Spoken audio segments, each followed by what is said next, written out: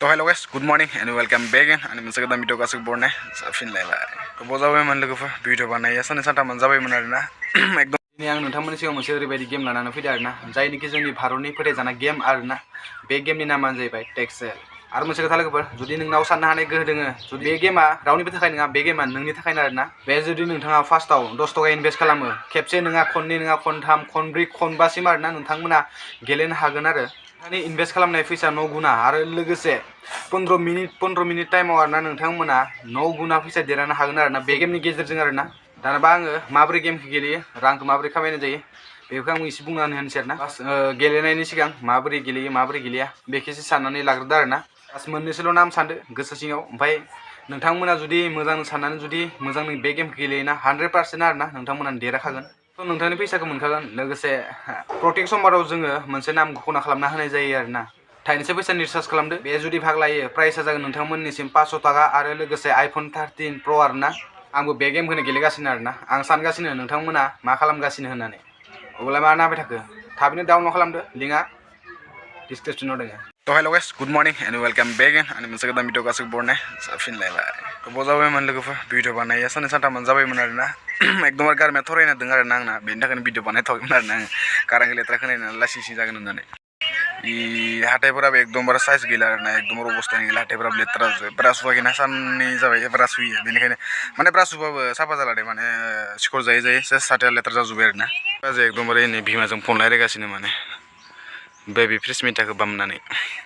एकदमबारे भिडिअखौ लाबोबाय थानाय मानि थाखाय जायाखै होनबाथाय माने प्रजेक्टआव मावगासिनो आं सर्ट भिडिअनि स्क्रिप्टखौ लिरगासिनो बेनि थाखाय टाइम होनो हायाखै आरोना ब्लग भिडिअखौ बानायनो थाखाय मानो होनबाथाय इखौबो मावनो गोनां जायो नालाय पार्ट 2खौथ' लाबोथारनांगोन नोंथांमोननि सिगाङाव नोंथांमोना डिमान्ड खालामदो जेब्ला आं लाबोगोन होननानै माने स्क्रिप्टखौ एकदमबारे धुम्मा धुम लिरगासिनो माने आं लोगोफोर ओमफ्राय नोंथांमोना गोबांनो माने आङो लाइभ होबाबो बा भिडिअ बानायबाबो गोबां कुइसन सोंहरदो आरोना बेफोरबायदि सोरबा सोरबा आंनि नामखौ दाबो रियेल नामखौनो मिथिया जाहैबाय ओमफ्राय बाजिनि रियेल नामखौनो मिथिया जाहैबाय ना बेनिखायनो आङो सानबाय आरोना मानोथो नोंथांमोननि सिगाङाव डाउट होदोंबाय थानो ना ओंखायनो डाउटखौ क्लियार खालामनो होननानै आं बे भिडिअखौ लाबोनाय जादों आरोना बेनिखायनो नोंथांमोननि सिगाङाव किउ एन ए भिडिअ लानानै फैबाय आरोना नोंथांमोना कुइसन खालामबानो जाबाय जि डाउट दं जि माबादों क्लियार खालामना लाबानो जाबाय दे कुइसन सोंजायो ना सोंजाया हा किउ एन ए भिडिअ लाबोनो ना हा नायब्रा दुसिनि नायदो किउ एन ए भिडिअ लाबोनो लाबा हा किउ एन ए नोंथांमोना कुइसन खालामबानो जाबाय जि डाउट दङ क्लियार खालामनानै होजोबगोन आङो डाउटखौ नोंथांमोना सोंबानो जाबाय आरोना एकदम गारमाया थरायजोबना दङ आंना ओमफ्राय माने अखायाबोथ' हागासिनोमोन सानसे बिराद अखा हादोंमोन ओमफ्राय दिनैसो एसे गारदो आरोना अखाया बिराद दुस्थ' जागासिनो अखा माने बैसागु खाथि खाथिबाथाय बेफोरबायदि हाखायो आरोना थांनाय बोसोरबो बैसागु खाथि खाथियाव बिराद अखाया हादोंमोन आरो दै ओमफ्राय माने बिराद बरिं अखा हाबाथाय बोथोरा मा खालामनो मा मानो बेफोरबायदि जायो आरोना ओमफ्राय आं नोंथांमोननो माने सिस्टारनि रुमखौ खिन्थिनि दै माबोरै जाना दं दैयाथ' सेरजोबखायो आरो ना बानायनांगोन नैबे एयारावनो एकदमबारे जानि बायदि न' रावनावबो गैया बायदि ओंखायनो आंनि सिस्टारनि रुम जाहैबाय इयो ओइ नै नुदोंना टिङा गब्लंना दं आरोना एकदमबारे सिस्टारना अखा सेरजोबो माने सब न' सिङाव माबोरै अखा सेरजोबना दं बिराद खस्थ' नुयो आरोना सिस्टारा मा बुंबावनो आरो अखा सेरजोबो इयो सेस ड्रेसफोराबो सिनानै दंजोबो दुखिया जिबन ना लोगोफोर मा बुंबावनो आरो ओइ जोंनाथ' बिमा फिसा जेबो टेनसनानो गैया जेबो टेनसन गैया ना नोंथ' भिडिअ बानायबाय थागोन होन्दोंमोनलै बेयावनो बानायमारगोन दा ना बाजैखौसो नोंथांमोना इमान सापर्ट खालामो इमान साबसक्राइब खालामो आंनि लोगोनोसो साबसक्राइब खालामला बाजैखौ नुबाय थाग्रा जाबायना बेनिखायनो साबसक्राइब खालामला आङो आंनिखौ साबसक्राइब खालामोन बुं खोनादों मिथा आंनिखौ खालामनो थिनना प्रेस मिटा बिफानिखौ खालामना बुंना बानायगासिनो है कपिराइट फैगोन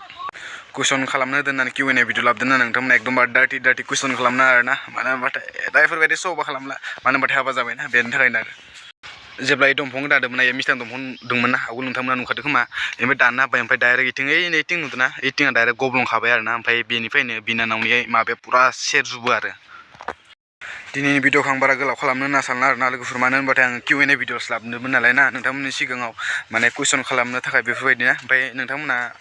कुइसनखौ खालामदो जेसेबां हायो गावनि गोसोआव जिमान डाउट दङ क्लियार खालामना लाजोबदो दिनैनो ओमफ्राय बे इयारनि किउ एन ए भिडिअखौथ' आं लाबखाला नालाय दिनै 2000 बे मोनसेल' जागोन बेनिखायनो जि सोंनो गोनां सोंदो आरो गोजोननायाबो जोबोर अभार जादों आरोना आरो लोगोफोर भिडिअखौ बारा गोलाव खालामनो होनना सानला आरोना भिडिअखौ बेसिमावनो दोननोसै गासैनिसिम बाय बाय होनहरदो खेबसे मेथा बाय बाय बाय बाय दाना कुइसनखौ सोंहरदो नोंथांमोना लाभ इउ